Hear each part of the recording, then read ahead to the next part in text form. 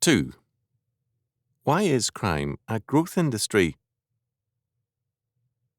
In a world where the city streets are becoming dangerous and a house is no security, freedom becomes very limited. According to New York magazine, New York, September the 14th, 1981, 35 following, New York City has around 13,000 convicted killers in the streets. Some of these have served up to 30 years in prison, others only a few months probation. The article by Michael Daly was titled Double Jeopardy, and all of us are in multiple jeopardy today because of crime. Daly cites cases such as one of a murderer released as fairly well prepared to rejoin his community after serving 2 months, who, 2 months and 27 days after his release, killed another man. Across the country, such horror stories can be repeated over and over again. We can recognize that some serious problems in law enforcement exist, and that our courts are part of the problem. Having said this, we must look elsewhere for the problem.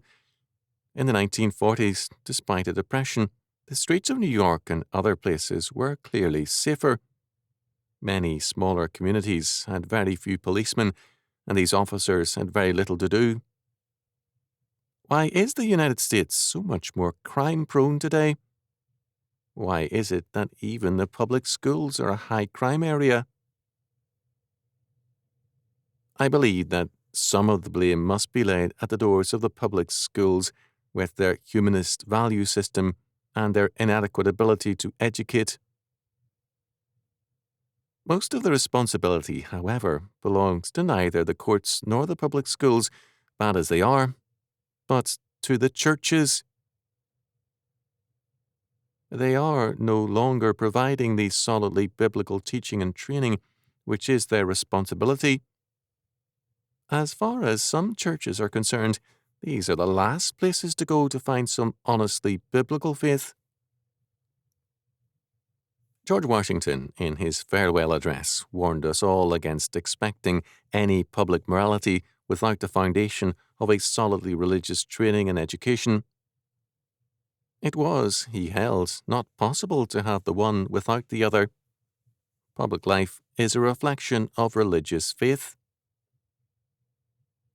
Our public life today is the reflection of a hedonistic humanism, of a belief that it is a dog-eat-dog world, and that every man should claw and grab to get what he wants. Our police did not make these problems, and our courts, however incompetent, did not create the lawless populace. Countless churches, by their moral and religious waywardness and delinquency, have helped create a lawless generation.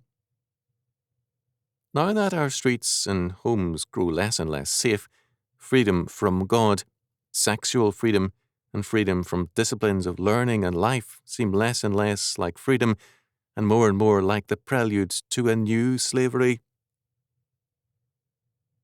We may still have the freedom to vote, but how much is that freedom worth if the walk to the polling booth is not safe for many elderly citizens?